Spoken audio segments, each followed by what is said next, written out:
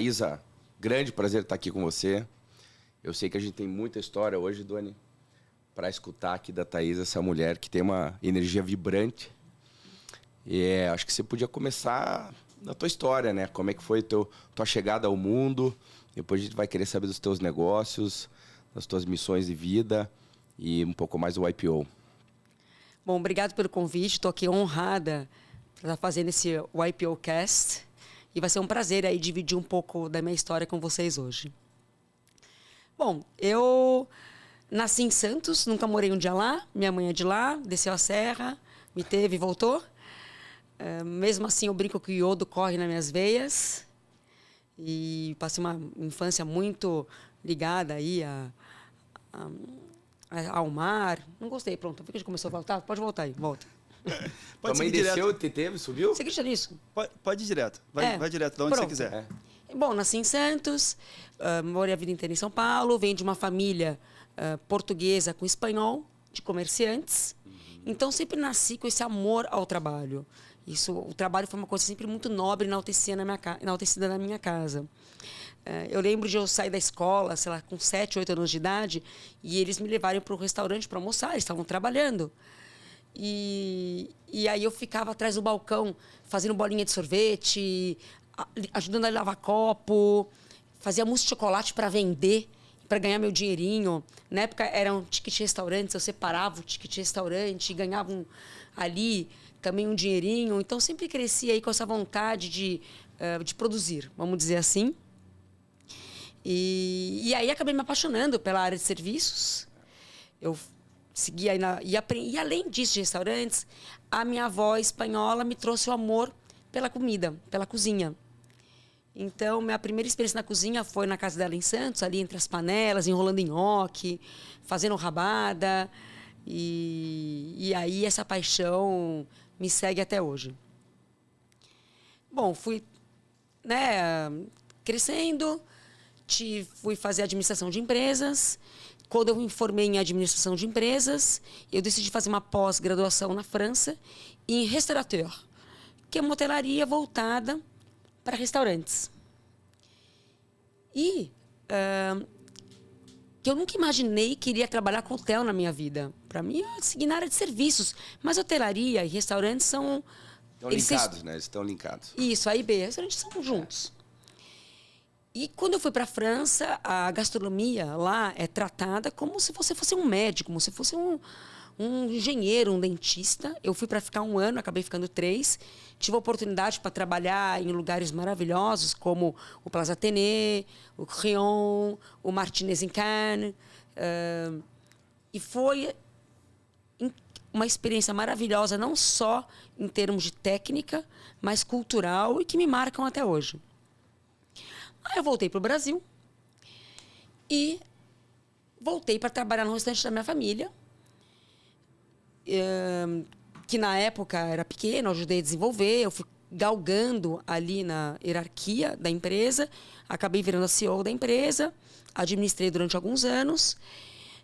Nesse entremeio, eu casei com o Ian, eu tive meus 3 filhos, e quando eu tive minha terceira filha, eu decidi fazer uma transição de carreira. Porque trabalhar com família não é sempre fácil, né? Tem empresas familiares. No meu caso, segundo o meu marido, que é a Península Ibérica, é muito energética. Sangue corre quente? Não, corre quente. Era um pouco uma montanha-russa. Eu sentia que eu dava 3 passos para frente e 2 para trás. E eu não conseguia sair desse loop, essa coisa um pouco... Poxa vida, será que eu nunca vou fazer um voo solo? E aí, quando eu tive minha terceira filha, numa dessas discussões familiares, eu decidi sair dos restaurantes. Pensei para o mercado de trabalho, na época. Tive algumas oportunidades de mercado, tem muita busca de líderes na minha área, tem uma carência enorme na área de serviços, de lideranças. E aí, eu e meu marido, nós tínhamos esse pequeno hotel, na época tinha 40 quartos, em Brotas. Ali, em Dourado, na região, em Brotas, na região ali dos raftings, mas é em Dourado, que fica a uns 30 quilômetros de lá, que fica no centro geográfico do estado de São Paulo, uma localização muito boa, muito ensolarada. E aí ele falou, por que você não tenta administrar hotel? É nosso. Na época eu fiquei bem indecisa, se, né, será que sim ou não? E o interessante que foi que eu morri de amores pela hotelaria. Me apaixonei, porque em restaurantes é tudo muito rápido. Não, e é 7 dias por semana, né? Eu também venho dessa área, Thaís. É, assim, o estresse constante, né? Um contato muito de perto com os clientes. É um calor frequente, assim, esse negócio. Mas você tem razão quando fala que é muito rápido, é diferente de hotel, né? Que eu acho que era nessa linha que você ia comentar. O hotel tem mais tempo de errar, de acertar, de fazer surpresas. Principalmente o meu tipo de negócio, que é nós somos o destino. Nós não estamos num hotel, tipo, sei lá, no Rio de Janeiro, que a pessoa vai fazer turismo pela cidade. As pessoas vão e ficam lá, um resort. Mas foi muito interessante quando eu fiquei com essa decisão se eu saía ou não saía do negócio familiar. Quem me deu um grande apoio na época foi o meu fórum. Eu sou do IPO, estamos no IPO Cast. Yes. E na época eu era spouse, né? Eu era uma partner, meu marido como esposa. Quer dizer, só para o público que está nos escutando, então, Thaís. Quando você é um partner, quer dizer que você não é membro, você é casada com uma pessoa que é membro do IPO, é isso? Exato. Tá. E o meu marido, o Ian, já era do IPO pela distribuidora química dele. E aí eu peguei e eu já usava o IPO como fórum. Eu cheguei a ser diretora de spouses, porque o IPO é todo engajado, né? Tem toda a parte de aprendizado, a parte dos eventos, já era bem envolvida. Mas aí quando eu comecei a administrar o hotel e conforme ele foi crescendo, das motivações para crescer o meu negócio é poder ter faturamento mínimo, requerimentos mínimos para poder entrar no IPO. Só que era uma época que o dólar não parava de subir. Então, eu lembro que a barra subiu de 8 milhões de dólares para 12 milhões de dólares. E o dólar dobrou o câmbio. Então, eu parecia aquele ratinho correndo na rodinha ali. Mas quando eu consegui chegar no faturamento, eu me tornei membra também. A minha motivação foi poder ter um fórum de pares que tenham dores e experiências parecidas com as minhas, poder ter acesso a eventos que não eram restritos a mim. Só para membros? Só para membros. Uhum. E, logicamente, que a família inteira acaba usufruindo aí, né, dessa organização maravilhosa que nós participamos. Sim. Thaisa, eu queria... conheço você e você contribuiu muito para a criação do IPOcast, com convidados, etc.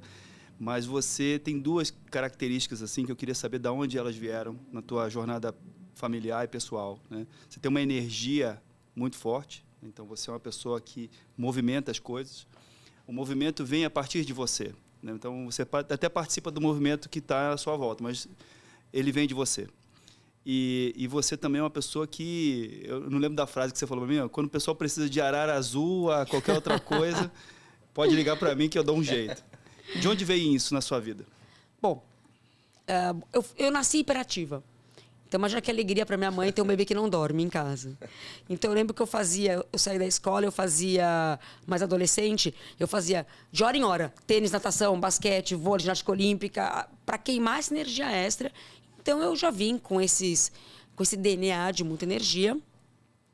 Mas eu consigo juntar isso com aquela coisa que o americano fala, que é o accountability. Uhum. De pegar uma coisa para si e fazer. Então, eu consigo ter essa proficiência de sair de dentro do problema, olhar ele de cima e destrinchando ele por partes, dividindo isso num grupo de trabalho, se for o caso. Bom, o que nós precisamos? Etapa 1, 2, 3, 4, até entregar. Eu brinco, né, que desejos sem ações são sonhos. Aprendi até com essa. Então, um pouco isso. Eu tenho ali e eu faço a coisa acontecer. Então, não basta ter energia, mas é conseguir movimentar o entorno de você e contagiar os outros. E como se contagia? Envolvendo eles na causa.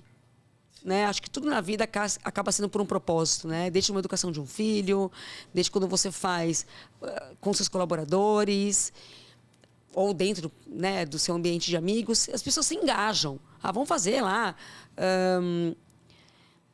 sei lá, qualquer coisa que você pense que você quer criar. Você tem que, o que eu preciso? Isso, aquilo. Então, tem um pouco isso. E, logicamente, eu tenho uma memória. A história do Google. Pessoas brincam que eu sou, né? Eu sou um buscador de... Eu sou um Google melhorado. É uma característica, eu gosto muito da minha rede de amigos, de conhecimentos. Eu vou unindo essas redes e eu vou conectando essas pessoas de uma maneira voluntária. Só para ajudar, de verdade. Não tem nenhum benefício nisso, nunca ganhei nada em relação a isso. Mas como é legal quando você sabe que você pode ajudar, que você né, apresentou a pessoa 1, na pessoa 2, e elas lá ali ficaram amigas. Então, tem muito isso de poder estar conectando as pessoas. E as pessoas também te perguntam as coisas mais fora do contexto, de numerólogo, de atleta olímpico, da dona da Porto Belo. E, gente, eu sei, mas por que perguntou para mim? Eu sei a resposta. Você entendeu que eu sabia a resposta. Então, acho que é um pouco você somando na vida. Não sou alguém que tira as coisas da vida. Eu raramente tiro uma coisa da minha vida. Eu agrego. Eu sou, sou uma pessoa agregadora. Vamos tornar isso um negócio. Você coloca um buscador escrito Thaisa, a gente vai procurando direto lá e a pergunta vem pelo WhatsApp para você. Fica mais fácil. Eu acho que tem muito a ver também com uma das máximas do IPO, Dani, que é o famoso give back, né? Ou seja, você contribui sem esperar nada em troca também. E as experiências que a gente tem no IPO enriquecem a todos nós. E por que não passar isso adiante, né, Thaisa? Olha, eu vou contar uma coisa que é interessante. Eu, há um tempo atrás, eu falei, vou começar a falar nãos. Porque, afinal, os sims são tão importantes quanto os nãos. E eu descobri que eu falava não para ajudar alguém que eu sabia que eu poderia ter ajudado, e aquilo ficava martelando na minha cabeça.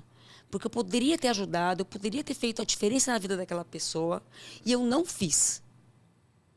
Isso começou a me incomodar muito. E eu percebi que eu era mais feliz falando sim, por mais que eu tivesse que doar meu tempo.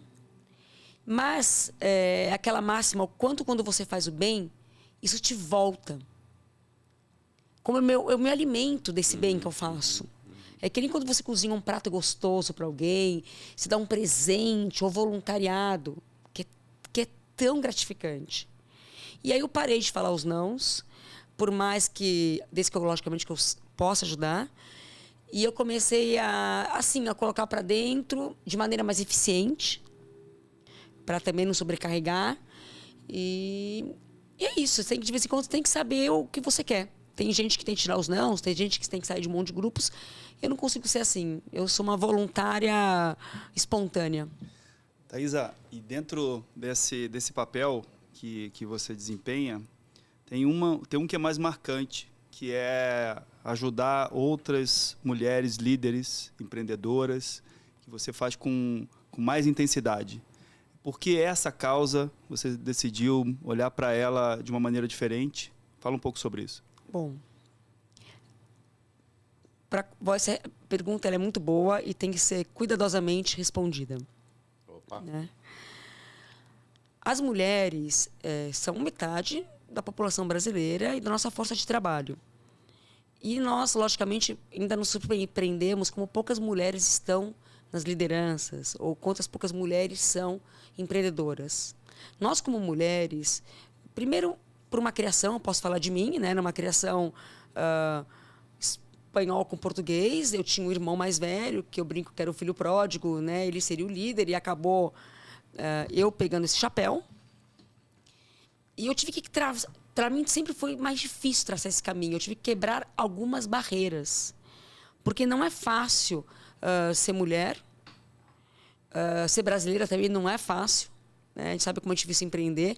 A primeira vez que eu entendi o que era preconceito foi quando eu fui morar fora. Que lá eu descobri, nossa, eu sou... Estou num podcast, sou loira de olhos claros. E lá eu descobri o preconceito. E comecei a prestar atenção nisso. E as mulheres, elas precisam de, às vezes, um empuxo maior, de alguém que chegue para elas e fala, você pode, você é capaz, vai e faz, eu tô aqui junto. Então, como eu tive a grande sorte, oportunidade na vida de me desenvolver profissionalmente, eu decidi sim estar ajudando essas mulheres.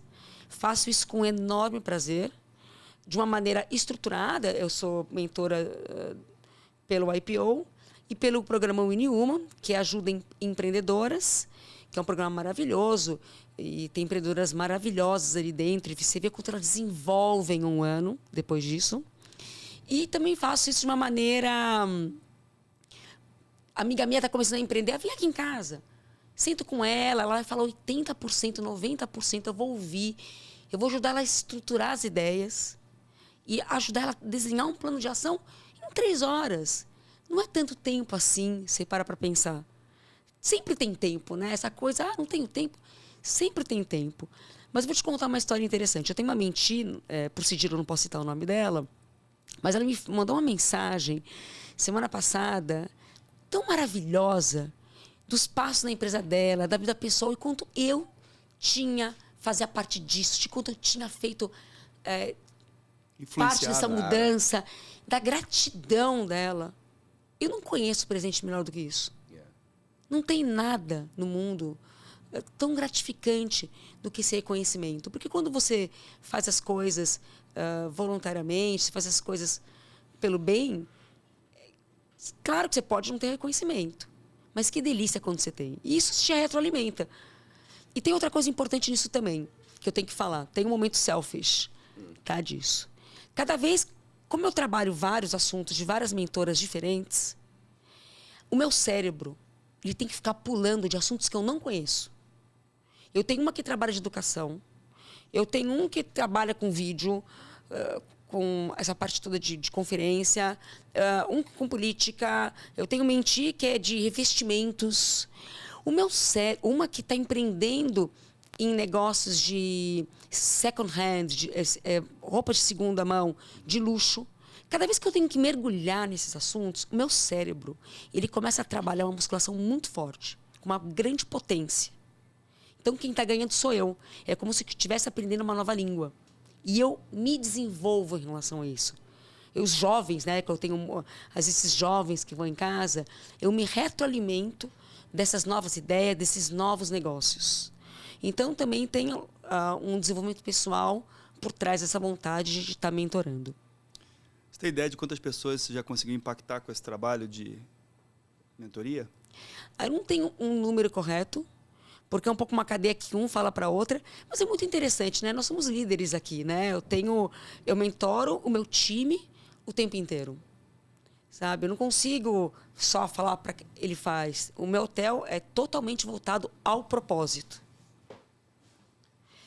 E então você acaba mentorando, né? Eu tenho 600 colaboradores diretos, fóruns indiretos. E você vê a energia que eles têm, né? Você vai nos nossos hotéis, você sente que eles são diferentes. Isso é um fruto da mentoria. Eu me tornei uma melhor líder por causa de fazer esse tipo de trabalho. Com certeza. Thaisa, falando dos hotéis, eu vi um vídeo teu. Eu posso falar aqui porque está na internet. Ela vai. Eu acho que você chama uma reunião de vocês e teus colaboradores de gerencial.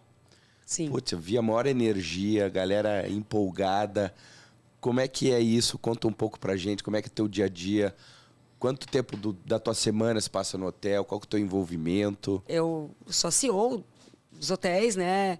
Desde que eu assumi os hotéis, antes de chegar nessa pergunta, elas de 40 quartos, nós fomos parar em 350 apartamentos em 2 unidades. Eu cresci um negócio, né? 4.000%, sei lá quanto. Então, eu consegui sair do zero e levar o hotel para uma rede pequena, são 2 hotéis, mas com excelente nome de mercado, com uma excelente reputação. Ganhamos o prêmio de segundo melhor hotel do mundo pelo TripAdvisor, como para a família, assim, mas o melhor do mundo. Eu falei que no ano seguinte eu fiquei em 3º, mas não sei nem com quem eu estou competindo. Mas, como é que eu fiz isso? Como é que você chega nisso? Como é que você chega nessa qualidade de trabalho? Eu trouxe uma gestão que eu já tinha como CEO dos restaurantes para dentro do hotel. Para mim, eu acredito né, na minha opinião, que uma das coisas mais importantes numa empresa é a comunicação. Comunicação e informação. Informação é poder e comunicação deixa todo mundo em volta do mesmo propósito. E a gerencial, ela é isso. É uma reunião mensal que eu tenho com todos os meus colaboradores. Eu não faço uma vez, eu faço 4 vezes a mesma reunião. Repito as mesmas piadas, né? Os mesmos casos, porque eu tenho que pegar toda a minha equipe e tem os turnos. Você não para um hotel não para, é um trem em movimento. E nessa gerencial, eu coloco números, transparência total, avaliações como eles estão, coloco as novidades, projetos, marketing, notícias, trazemos conhecimento. E é incrível, porque eu acredito claramente que um dos grandes sucessos do Clara Resorts se devem à gerencial. É aquele momento único que eu me olho com o meu grupo, que eles se veem, né, com todos juntos no mesmo propósito. E numa hotelaria, tudo está conectado. Se você não entrega o quarto impecável, e tem um problema do quarto de arrumação, isso vai descontar no alimentos e bebidas nos restaurantes, vai impactar na experiência do hóspede. Ou você faz o hotel maravilhoso, mas chega lá, a música não está boa, a experiência do hóspede é ruim, está tudo conectado. Não tem um setor só que está bem, é um 360. Então, a gerencial era isso. E pra você ter uma ideia, por exemplo, eu vou para uma feira de hotel design, design de hotelaria, fora do Brasil. Uhum. Quando eu volto, eu faço uma apresentação para essa galera e lá tá, do jardineiro ao gerente. Pode ser que ele nunca mais vai usar isso. Pode ser que sim, pode ser que ele use amanhã. Mas a informação, ela tá lá. Né? A educação é uma coisa que ninguém nunca te tira. Inclusão, né? Quer dizer, talvez ele não use, mas ele está incluído, né? E isso vai criando uma cultura tão forte no nosso negócio, tão forte, que é um pouco isso, vamos todos juntos. Porque quando você fala de hotelaria, no meu caso, principalmente, nós somos 100% voltados para o cliente. Ponto. Só que o cliente, ele não pode sentir que nossos processos são mecanizados. Porque uma das coisas da nossa cultura mais importantes é a pessoa se sentir em casa. Né? Nosso propósito é criar momentos mágicos para os outros. É isso, impactar o mundo. Tanto que no nosso slogan, em todos os nossos uniformes dos colaboradores, está: cuidar é da nossa natureza. Só que para ser da nossa natureza, todo o resto tem que estar impecável, porque a pessoa quer uma hotelaria impecável, afinal ela está comprando isso. Não é tão simples assim. Então, quanto mais você estrutura os procedimentos, as rotinas para isso acontecerem de uma maneira automática, mais tempo você gasta para poder criar momentos incríveis. E aí, que interessante, né? O quanto isso vai pegando na veia. Nossa, como isso aqui na prática? Vou te contar um exemplo super simples. Outro dia eu estava na brinquedoteca, de vez em quando eu brinco de hóspede, e eu estava lá com a minha filha, ela era menorzinha, e aí uma hóspede me abordou e fala: conta para mim, como é que você treina os teus colaboradores para sorrirem o tempo inteiro? Aí eu comecei a rir, né? Falei: olha, claro que eu não ensinei ninguém a sorrir. Eles são empoderados, eles têm uma liberdade de atuação a favor para poder fazer o que precisar para o hóspede enorme. Eles sabem que eles fazem parte de algo maior. Eles são apaixonados pelo que eles fazem. E o sorriso é apenas uma consequência disso tudo. Eu acho que eu até li em algum lugar, Luane, que dizia lugar de gente feliz. É isso aí. É isso aí, né? É o lugar de gente feliz. Resumiu bem. Muito. E é um pouco isso. Você tem uma ideia? Olha que interessante. 92% do meu time de Biúna antigamente trabalhava na enxada, na roça. Ibiúna não tem um DNA hoteleiro. Nós somos o primeiro hotel de porte que foi para lá. Nós tivemos que formar 100% do nosso time. Só que isso veio muito rápido, né? Essa virada de chave, como o brasileiro tem um DNA hospitaleiro muito forte, essa virada de chave, ela aconteceu de uma maneira muito rápida. Entrei em segurança, deles acharem, nossa, eu posso. E eles realmente falarem, sim, eu posso entregar massa pro hóspede que me pediu, eu posso colocar um amenity a mais que alguém pediu. Claro. É muito rápido. E eles adoram, né? Porque quanto mais você faz isso, é que nem andar de bicicleta, né? Você começa, isso vai realmente no automático. Você, então, começou a liderar um hotel lá em Dourado, 40 quartos, quando vocês decidiram que você assumiria como CEO do negócio. E 20 e poucos anos depois, 21 anos depois, você tem 2 unidades, 300 quartos, 600 colaboradores. Eu queria que você falasse um pouco como é que foi estruturar esse negócio, que é um negócio que exige certamente investimento. Como foi essa jornada de colocar um negócio, transformar ele num negócio viável na linha do tempo, e como é que foram as rodadas de preparação desse ambiente para receber melhor? Bom, perfeito. Porque eu trabalhava sempre no hotel já nos finais de semana. Então não é que eu caía ali sem saber que o hotel precisava. Eu, no meu íntimo, mesmo quando eu trabalhava com os restaurantes durante a semana e dedicava tempo, na época praticamente a comercial, marketing e alimentos e bebidas, no final de semana, eu já sabia no meu íntimo que o hotel precisava. Porque eu não tinha tempo nem dedicação para poder me dedicar, para poder fazer isso. Quando eu virei ali a minha atenção 100%, na época era só para um hotel, eu comecei a fazer a mágica acontecer, vamos dizer assim, né? Porque foi muito rápido. Eu assumi realmente o hotel vão fazer 10 anos nesse agosto. E que eu comecei num 360. Não adianta você querer investir só numa coisa. Vamos falar primeiro de estrutura, tá? Num lado e não investir no outro. Não adianta você investir em melhor roupa de cama se você não investe em equipamentos de lavanderia melhores.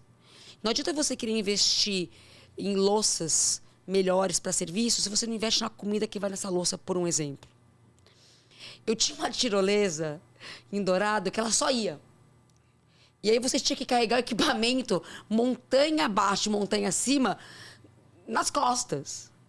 E foi assim durante 10 anos. Uma das primeiras coisas que eu fiz foi colocar a tirolesa que voltava também para eu vir carregar a montanha na volta. Volta com a pessoa também ou o cara tem que voltar andando? Pois é, gente, umas coisas. Eu sabia que precisava. Eu sabia que uma cozinha precisava de um forno combinado. Mas eu tinha medo que eu comprasse o forno e quando eu voltasse no outro final de semana tivesse uma samambaia em cima. Que ninguém ligou. Quando eu estava lá, eu sabia que ia ter o treinamento do forno, que todo mundo ia usar o forno. Então, a primeira coisa foi começar a crescer estruturalmente, arquiteturalmente falando, investimento em design pesado. Melhorar a experiência de quem estava lá, etc. Mas muito design. Novas piscinas, novos quartos, buscando o que tinha melhor de hotelaria fora do Brasil. Eu sempre viajei muito, para estar trazendo para dentro na época era só Santa Clara. Então, quando você fala de estrutura, maravilha. Aí vamos falar de pessoas. Capital próprio ou vocês financiaram? 100% capital próprio. Até hoje, nosso capital é próprio. Vantagem e desvantagem? A vantagem é ainda ter a liberdade de empreendedor, né? Eu sonho ontem à noite e hoje já está implementado. Não devemos nada de ninguém. Eu sento ali e vejo onde alocarei os investimentos, desde os pequenos aos grandes, eu tenho essa liberdade. Mas qual que é a desvantagem? Velocidade de crescimento, sem dúvida. Tem as limitações. Tem as limitações. De não conseguir fazer tudo ao mesmo tempo. Investir na louça, investir nos quartos, investir na estrutura, no design. E é muito dinheiro, né? Nós fizemos uma expansão agora em Ibiúna. Foi investido do nosso bolso 120 milhões para fazer 60 apartamentos novos, junto com um complexo de eventos, com uma piscina com uma área nova de restaurantes e uma sala de jogos também maravilhosa. Fora toda a estrutura que você não vê, né? Transformador, aumento de lavanderia, e a parte toda de estação de tratamento de esgoto, e por aí vai. Então, a gente tem o crescimento estrutural e formação de um time. O maior dificuldade, não só, logicamente, do meu negócio, mas de qualquer negócio no Brasil no dia de hoje, é a formação, capacitação de mão de obra. Sem dúvida nenhuma. E o meu negócio não é diferente.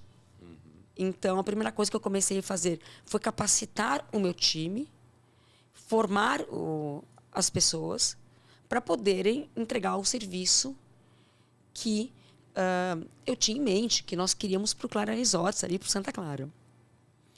A minha energia ajuda a fazer essa mágica. Como eu sou muito motivada, a galera lá no hotel brinca que eu sou aquela que tira a muleta ali, né, do aleijado e fala, anda! E o cara corre. Porque ele anda, Dona, ele vai feliz, porque eu tenho essa coisa de pegar a pessoa e levar onde ela não imaginou que ela ia chegar. Sou apaixonada pelo desenvolver pessoas. Se eu fosse falar, o que eu mais gosto de fazer no mundo é desenvolver pessoas. Isso vai desde em casa, desde o meu negócio, desde as pessoas em volta de mim. Sou apaixonada por pessoas. Sou super comunicativa. Bom, então eu comecei a desenvolver esse time. Agora nós temos, de uma maneira muito estruturada, a Academia Clara, dentro dos hotéis, que faz treinamento contínuo em cima de todo o nosso time, em todas as nossas áreas, desde com coisas que o nosso próprio time monta o treinamento, que eles adoram, às vezes com pessoas de fora, treinamento de como se fala em público, uma coisa que eu uso muito, ou de soft skills que nós falamos, né? Ou treinamentos de você, como você tem rapport, situações de um hóspede chegar nervoso, furou pneu na estrada, como é que você lida. Então, assim, eles têm cursos de tudo que você pode imaginar. Piscineiros, cursos mais técnicos também, de uma maneira estruturada, continuamente, nos 2 hotéis. E o que é interessante é que você acha que é a cara da casa da gente, que tudo acontece sem querer, que a mágica ela vai por si só, mas não, tem um trabalho muito sério, estrutural, por trás disso. E aí a minha jornada, nesses 10 anos, foi construir esse time, essas rotinas, que as coisas, que cada erro, né, seja feita de uma maneira natural. Como erra? Bom, errei. A gente não olha o erro, uma crítica, de uma maneira pessoal. Lá, né? Eu não olho isso. Para mim, uma crítica ou um erro é uma oportunidade de crescimento. Isso faz parte de preparação de um time. Para não levar, o hóspede não gostou da minha comida, não gostou do atendimento. Gente, vamos olhar o que o hóspede está falando e vamos ver aqui se a gente não podia melhorar. Outro dia teve um hóspede que caiu e o atendimento, por mais que tinha tido feito treinamentos, não foi feito da maneira ocorrida, os primeiros socorros. Eles poderiam ter feito de uma maneira melhor. E o hóspede reclamou isso. E aí, em vez da culpa ser do que o hóspede caiu, virou a gente. É uma experiência que deixou de acontecer. E se a gente tivesse feito um bom atendimento, não teria acontecido. Tivemos que dar diária para o hóspede que estava infeliz, pagamos o tratamento da pessoa. O problema é que não era nosso, aconteceu. Ele tropeçou num tronco. E aí cheguei para o time, legal, erramos. E aí, galera, como é que da próxima vez nós faremos? O que está faltando de estrutura aqui que a gente podia ter melhor? E aí todo mundo se juntou em volta desse trabalho, desse caso, e juntos nós construímos isso, inclusive com a pessoa que entendeu errado. Então, a pessoa saiu desse problema de vítima e nós ajudamos ela a se desenvolver para não errar de novo. Então, mas não só erros quando acontecem acidentes, né? Hoje em dia as pessoas falam, as empresas falam, tem que errar para aprender. Mas quanto espaço você dá para o erro? Realmente. E a gente erra pra caramba, porque a gente faz tanta coisa. Mas claro que erra, só quem faz muita coisa que erra. Tem diferentes tipos de erros, né? Tem aquele erro displicente, de qualquer forma, sem o menor cuidado. E tem aquele erro de quem está ali tentando acertar, fazendo o seu melhor, e ainda assim a gente não é perfeito e comete. é diferente, né? Isso. Como líderes, a gente tem que tratar eles de maneira diferente, tem consequências diferentes. E interessante você falar que as pessoas em torno de um determinado tipo de problema são capazes de observar esse problema, tomar algumas novas decisões, correções de rumo e o time fazer isso, né? As pessoas fazerem isso sem necessariamente depender de uma liderança direcionando, faz muito sentido, porque devem acontecer problemas como esse o tempo inteiro, porque Claro. faz parte do dia a dia de um negócio desse tamanho, né? Com 600 funcionários, pessoas que entram e saem o tempo inteiro. Então, culturalmente, faz toda a diferença, né? Uma das marcas registradas do meu tipo de liderança é realmente... Eu tenho uma liderança muito achatada, em termos de organograma. Eu acredito que, mesmo nos meus times, a hierarquia ela tem que estar lá quando você precisa dela. O que é achatado para você?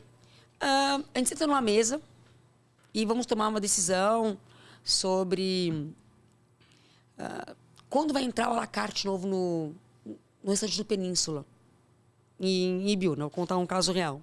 Horizontal, ou seja, sei lá, você tem ali 2 ou 3 níveis de liderança, todo mundo junto, tomando decisão. Sim, tenho eu, o cozinheiro, o chefe de cozinha, o meu gerente de alimentos e bebidas, a minha gerente. E nós desenhamos isso juntos. E isso é feito juntos. Nós desenhamos o cardápio juntos. E se eles falam, olha, nós estaremos preparados para entrar em abril, na verdade, o restaurante ficou pronto em dezembro. E nós queríamos que em janeiro estivesse funcionando. O meu time chegou para mim e falou assim, Thaisa, não estamos preparados para rodar o à la carte em janeiro. Vamos rodar o aperitivo? E vamos deixar o à la carte para quando passar o carnaval? Claro que eu queria. Era o meu desejo como CEO. Afinal, investir naquela estrutura para melhorar a experiência do hóspede, que esse à la carte ele é incluso na diária, nem é cobrado à parte. Mas eu tive que respeitar o meu time, que está falando isso, por mais que era contra a minha vontade. Se eu tivesse empurrado, eles teriam acatado. Você entendeu? Mas que tipo de líder eu estaria sendo? E mesmo depois em fevereiro, que eles erraram um monte, porque, claro, né, tudo que você faz novo, você erra, a curva de aprendizado. Sim. Nós sentamos juntos, acerto, entrei na cozinha com eles, reestruturamos, mudamos o time, fizemos junto. Não tem aquela coisa, ai, tá vendo? Você colocou em fevereiro e errou um monte. Não tem esse papel. Não cabe isso nesse negócio. Gente, as pessoas que trabalham em hotelaria trabalham de sábado, domingo, Natal, Ano Novo, feriado. Se não trabalha por uma paixão, por um propósito, não fica. E por isso, a importância deles saberem que eles estão fazendo a diferença. Como é que foi a pandemia para vocês, Thaisa? Imagino que não tenha sido fácil para todo mundo que é da área de serviço. Acho que foi a mais afetada de todas, né? Restaurantes, hotéis, pousadas. Difícil, né? Com tanto funcionário assim. Olha, você sabe que eu tenho uma história pessoal muito interessante e eu transito bem em mares revoltos. Tá? Quando eu era pequena, eu tive um acidente de carro muito grave. Eu quase morri, fiquei em coma um tempão. Fiz inúmeras cirurgias aí na minha entrada para a adolescência, na minha adolescência. Eu tive várias sequelas. Isso me tornou uma pessoa muito resiliente. E aquela pessoa que sabe que todo dia conta. Que mesmo o pior dia da sua vida, ele será importante. Em algum momento ele terá algo de belo. Sabe? E eu cresci aí com essa resiliência, esse amor pela vida. Quando a pandemia veio, né, lógico, todo mundo super ficou assustado, tivemos que fechar por inúmeros decretos. A primeira atitude que eu fiz, antes de parar para pensar como o meu negócio foi fazer, a gente teve que fechar o negócio, logicamente. Eu comecei a ver como podia ajudar o entorno. Então, começamos a ajudar de cara Santa Casa, de São Carlos, hospitais da região, dando equipamentos e tudo mais, porque dentro do nosso hotel nós temos uma taxa social que o hóspede paga, optativa, na saída, no check-out, no qual 95% dos hóspedes pagam. Fez tanto sucesso essa taxa que vários hotéis copiam, e eu fico até feliz. E a gente ajuda isso, a PAI, asilo, ONGs ambientais, iniciativas locais dos hóspedes, e logicamente que a gente usou essa taxa para estar ajudando aí a parte de estrutura hospitalar, que era o que era a necessidade básica no modo de uma pandemia. Segunda coisa que nós fizemos, o nosso propósito é levar alegria para as pessoas, fazer a diferença. E quando o mundo fechou, nós não poderíamos ficar de braços cruzados. Já que as pessoas não poderiam vir até nós, nós iríamos até as pessoas. E aí nasceu Clara em Casa, que foi nós criarmos um programa com receitas de culinária, de gastronomia, como você arrumar sua cama com uma cama de hotel, brincadeiras para você fazer em casa com seu filho, nas nossas redes sociais para você fazer em casa, já que estava todo mundo em casa. E aí, bom, eu, chefe de cozinha, né? Sou formada aí na França. Bom, gente, deixa que culinária eu pego para mim. E foi interessante que com a minha trajetória de CEO, a minha parte gastronômica, que é a minha grande paixão, ficou um pouco de lado. Eu só cozinhava para os meus amigos, não cozinhava mais ali no meu dia a dia. E a culinária me trouxe de presente, a pandemia me trouxe isso de volta. Porque eu comecei a cozinhar na internet, no Instagram. Mal sabia eu o grande sucesso que esse negócio ia virar. Eu tenho um vídeo com mais de 2 milhões de visualizações. Uma loucura. Eu fui contratada pela Le Creuset para fazer uma campanha publicitária, pela Multinox, a Gastrinox, nosso amigo lá do IPO. A Cris Barros me veste hoje em dia. Virou uma grande coisa o Clara em Casa, porque a ideia foi levar alegria, sabor, onde quer que as pessoas estivessem. Aí... Tá feita a limonada. A vida é limonada, afinal, todo dia vale a pena. Tá feita a limonada. Todo dia vale a pena. Não, eu falei, a Globo, nós vem pano com essa história, foi um maior sucesso. Bom, só que em maio, eu percebi uma certa movimentação, começou a abrir a Europa, e eu falei, as pessoas começaram a ir, né, no churrasco do amigo. Aí eu desenhei meus protocolos junto com a Santa Casa de reabertura da hotelaria. Bom, vou reabrir meu hotel. Eu fui para também praticamente o primeiro hotel de lazer a abrir do estado de São Paulo. Abri primeiro com 5 quartos para azeitar o protocolo, porque eu queria em julho estar funcionando. Então, tinha que abrir no final de maio. Afinal, ninguém reserva um hotel fechado. Sim. Ponto. E aí eu fui. 5%, 5 quartos, 20 quartos. Parei em 70%, conforme os números foram melhorando. Só que eu tive uma ocupação constante desse público. Um público novo, que nem às vezes era o meu público, porque o mundo fechou, afinal só tinha... O Brasil descobriu o Brasil, os brasileiros descobriram o Brasil na pandemia, e eu fui muito beneficiada, porque fiz bem a lição de casa, eu tinha uma estrutura pronta, tinha feito os protocolos muito sérios para a Covid, e aí acabei surfando essa onda, porque as pessoas... Olha que interessante, o nosso objetivo, né, nosso propósito é cuidar das pessoas. E nunca isso foi tão verdade como na pandemia. As pessoas chegavam lá enlouquecidas, achando que nós éramos o Rappi, que nós éramos o Google, porque o computador te dá respostas muito imediatas. E a vida real não é assim. Eu senti, gente, calma, respira. E é engraçado que meus hóspedes reservavam lá para ficar 2 dias, ficavam 20. Eu ficava lavando a roupa lá na lavanderia de lá do hotel. E eu voltar para casa para cozinhar, de jeito nenhum. Interessante isso que você fala, porque nós ouvimos falar o tempo inteiro que nós adoecemos durante a pandemia. Todo mundo precisou ficar mais tempo dentro de casa, ter que lidar com outra realidade, ter que não conviver socialmente, que é uma forma de alimentar, né, a mente, a cabeça, a saúde, de uma forma geral. E você falando que, pós-pandemia, os primeiros hóspedes chegavam dentro do hotel doentes, né? Viciados nesse ambiente de agilidade, um ambiente fechado.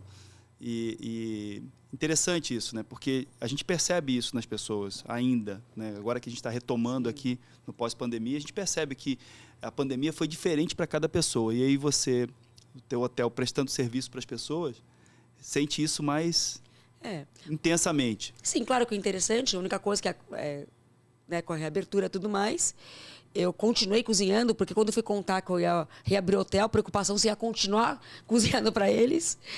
E eu continuei cozinhando, estou aí com menos frequência, fiquei apaixonada por isso, revi muito minhas técnicas em relação a isso, foi realmente bárbaro. E estou, inclusive, fazendo um livro agora, todo interface com QR Codes, com os vídeos e o livro físico, muito legal, que acabou ficando... Quem ganhou o presente acabou sendo eu e ganhei um novo público que não conhecia o Clara Risotto. Thaisa, você falou da sua participação no IPO, primeiramente como partner e depois, mais adiante, como membro. Só que você deu outros passos dentro do IPO. Você ocupa diretorias que contribuem para essa organização, que é uma organização feita de membros, né, de dedicação e de tempo. Fala um pouco o que você tem feito pelo IPO, além do papel de membro. Bom, eu fiz toda a carreira de diretoria, né, desde spouses, learning. Agora eu sou a chapter chair, que é a presidente do capítulo São Paulo. Aí você passa para membership. Além disso, eu estou assumindo a cadeira de engagement, que é a parte desse engajar o IPO da área Brasil. Acho que é mais difícil, hein, Thaisa? Fortalecendo os networks. Para fortalecimento dos networks, que é uma coisa que o IPO mundial está caminhando, que é fortalecimento dos interesses em comum. Eu virei Champion Brasil do Parenting, do IPO, coligado ao board mundial, estou dentro do board mundial, porque nada mais importante do que nós podermos ajudar juntos o desenvolvimento dos nossos filhos. E as nossas dores, você imagina a dificuldade que é, né? Eu tenho 3 filhos, crescer numa casa de alguém que é presidente de uma empresa. Os padrões altos e que eles são cobrados. Na minha casa, para piorar, são 2 presidentes de empresa. Somos muito amorosos, mas somos muito exigentes. Afinal, os privilégios, ele é proporcional à sua responsabilidade. Você tem que saber o que eles são responsáveis. Porque, no nosso caso, nós somos empresários. Nós não somos executivos. Então, eles vão herdar um negócio, a não ser que nós venhamos a vender, né, a química ou os hotéis. Porque senão eles são responsáveis por esses 600 colaboradores, mas não sei quantos, 300 da química. E eu sei, os meus pais quebraram o negócio dele depois que eu saí. E eu hoje já pago as contas dessa quebra, né? De dívida trabalhista. Quem paga isso sou eu. Então você pode herdar ou uma responsabilidade, ou você pode herdar um privilégio. E aí eu falo para os nossos filhos, olha, não é que você tem que vir trabalhar comigo, mas tem que saber sentar numa cadeira de um conselho. Você tem que saber contratar um presidente da empresa, um gerente certo, para estar administrando o negócio e ficar de olho. Thaisa, fala um pouco mais sobre como o IPO pode contribuir nessas características que você descreveu, né? Então, você tem um negócio como empresário, esse negócio vai passar para a tua família, os teus filhos precisam se preparar para isso, ou não necessariamente, mas existe um preparo da família. Como um IPOer pode usufruir dessa rede para poder ajudar essa sucessão familiar? Bom, nacionalmente, sendo network pessoal, outro dia o meu filho de Matias, ele tinha 15 anos, foi trabalhar no Roldão, no meio da pandemia, queria alguma coisa presencial, e a filha dele foi trabalhar comigo. Né? É comum eu receber o IPO, filho de IPOs, os Youngs, para trabalharem comigo, ou para ir lá em casa para conversar um pouco. Então, acho que desde a rede de conexão, internacionalmente tem um mundo. Mas se você entra no Connect ali, você tem um mundo acontecendo, eles se encontram.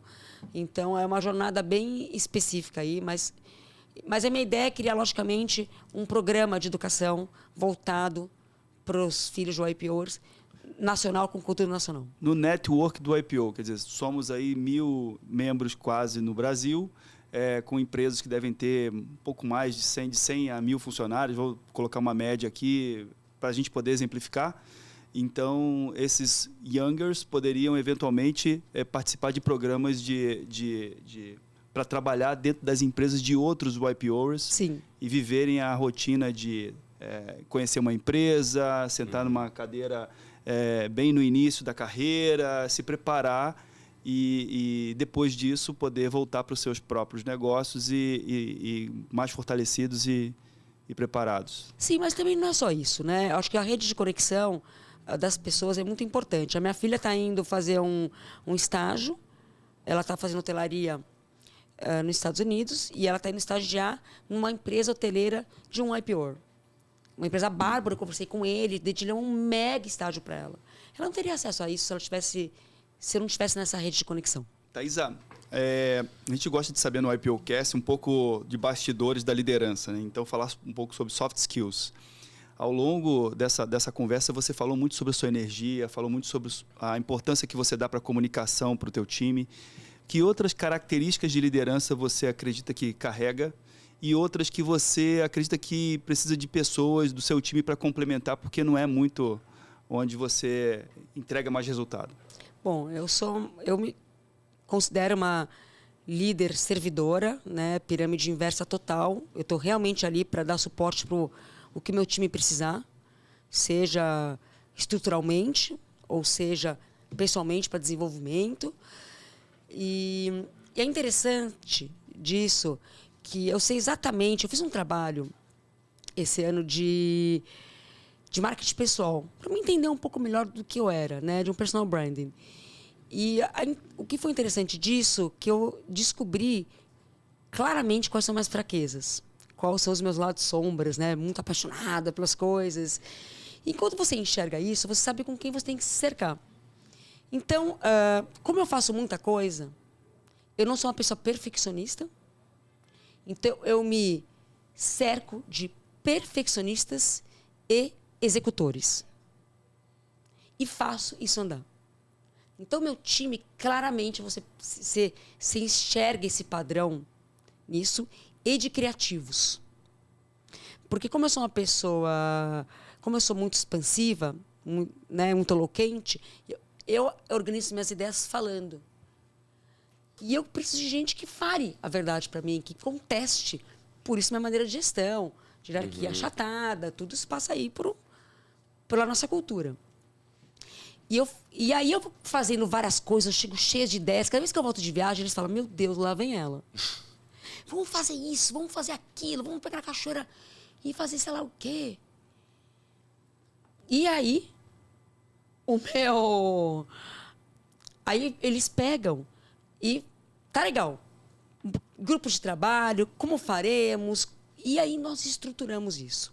Então, para poder que as coisas aconteçam, eu preciso de um time muito forte que faça que isso aconteça em volta de mim. E, logicamente, que eu tô junto na piscina com eles, né? Ninguém ensina a nadar, né? E joga na piscina sem treinar junto. Então, a gente tem essa característica assim, que eu acho que são importantes no meu tipo de gestão. Essas características são características também de quem está no topo da pirâmide na liderança e tem um time que pode dar sequência tática nas ações. Olhando para as diversas competências da cadeira de CEO, né? Números, olhar a parte de serviços, você falou que é uma característica forte sua, de observar, né? Os detalhes no sentido de prestar um bom serviço, de estar entregando o melhor para o consumidor. E as outras cadeiras, a cadeira que envolve assim, os números da companhia, a gestão de produção do dia a dia, escalas, serviços, etc. O quanto você entra nisso, o quanto você tem pessoas que podem te ajudar nesse papel? Bom, tudo é mesurado, né? O que não se mede, você não sabe se melhorou ou piorou. Dificilmente alguém estuda para a prova se não tiver nota. Acho que faz importante você ter metas, são coisas importantes, na minha opinião. Mas toma muito cuidado, nós temos números para tudo, desde rentabilidade, gastos de piscina por hóspede por mês, tudo é tabulado. Nota de satisfação dos hóspedes. Tudo isso é controlado e está no plano de metas deles. Eles têm uma remuneração variável muito forte em cima disso. Quando você chega em nível de gestão, chega o salário representar quase 40% para cima ou para baixo do salário do time de liderança. De acordo com a performance. De acordo com a performance. Mas, olha que interessante. Na gerencial desse mês, a gente mostrou esses números todos, porque é nosso praxe, não todos, mas os mais importantes, né? E eu olhei para os números e falei assim, galera, isso aqui são só números? Como é que a gente entregou cada número desse? O que esses números representam? Quando você fala atendimento a cliente, sonhos realizados, sorrisos, né? Parabéns. Como é que vocês entregaram isso? Tiveram que reverter? Quantas diárias tiveram que dar porque o hóspede se machucou aí que teve que reverter? Eu tive que dobrar de horário 5 horas porque não tinha equipe para dar conta disso. Eu acabei no final de semana exausto? Ou isso foi no automático, com a transição das rotinas dos horários? Como é que a gente entregou cada número desses? Foi a rastros de sangue? Então, a primeira coisa que eu converso muito com o meu time, como é que a gente está entregando isso? Não são só números, mas como está o por trás disso. Os processos acontecendo de uma maneira suave.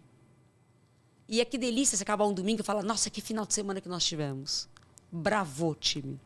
Ou não, a nota foi boa, apesar de todos os problemas que nós tivemos. O como das coisas, né?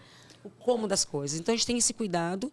E quando você olha de números de resultado, você tem que tomar muito cuidado também com seus inegociáveis.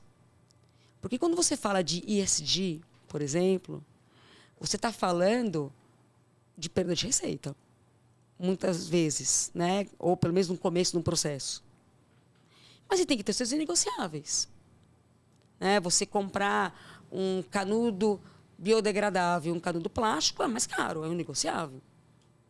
Eu dou, por exemplo, outro dia eu fui questionada isso, né, pelo meu conselheiro, e aí ele falou, poxa, você está 50% de bolsa de ensino para todos os nossos colaboradores? Sim, dou.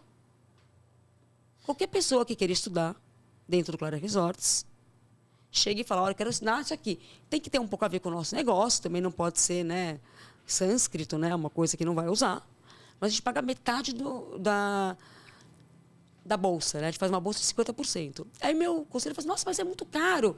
Aí você que eu respondi para ele, como é que está a sua rentabilidade? Tá boa. Você está feliz com os seus números? Está contente? Ele falou, tô. E? Mais alguma pergunta? São os meus inegociáveis. Já está ali dentro da rentabilidade. Já está dentro da rentabilidade. Como o biodegradável está dentro da rentabilidade, como você ser fiel aos seus pilares. E outra coisa importante são passos consistentes para frente. Né? A atitude que você implementar, se hoje você implementou os seus amenities serem em 250 ml, você briga ali com o fornecedor de amenities, que você não quer mais amenities pequeno. Tem que ser para sempre. O hóspede não pode ir lá daqui a um mês e voltou para o pequeno que era mais barato. Então, quando você toma uma decisão, isso tem que também ser clara. Tem que ser consistente. E, claro que está aí no meu trabalho de liderança fazer isso juntamente com o meu time. Thaís, a gente está chegando ao fim. Queria te ouvir um pouco sobre o futuro. O que você está imaginando aí para os próximos 12, 24 meses? A minha maior dor no dia de hoje são os nãos nas oportunidades que aparecem. Oportunidades, quando você fala de Brasil em hotelaria, tem para todos os lados. E aí, como eu continuo com capital próprio, que é uma escolha por hora, eu tenho que saber falar aonde eu vou crescer, qual que é a minha prioridade. A minha prioridade, logicamente, é continuar investindo na melhoria dos 2 hotéis. Já estou construindo um bloco novo em Biúna, porque ficou grande demais o salão de eventos, eu estou tendo eventos pedindo mais, está faltando quarto, junto com uma ampliação que vai ter na parte de alimentos de restaurante. Então, isso já vai estar acontecendo, já estou em projeto. Já estou com um projeto enorme de renovação inteira, de sede, tudo isso mais. Também tem o de Dourado. Então, resumindo, eu vou continuar investindo no meu negócio. E, como eu falei, o Brasil, independente do momento atual que nós estamos ou não, eu estou com o hotel há 21 anos, né? Quantos crises, governos, pandemias acontecerão agora e nos próximos 20, 30, 40, 50, 100 anos? Porque você não pode pensar, ainda mais que você tem um negócio próprio, no dia atual, como está a situação agora no Brasil. Você tem que pensar para frente. Muitas situações, crises, governos podem vir aí pela frente, né? Então você tem que pensar uma visão a longo prazo, falando de real estate, né? E eu lembro sempre de uma frase, quando eu era pequena, era muito famosa, que você lia atrás de caminhão, que falava assim, ó: não pense em crise, trabalhe.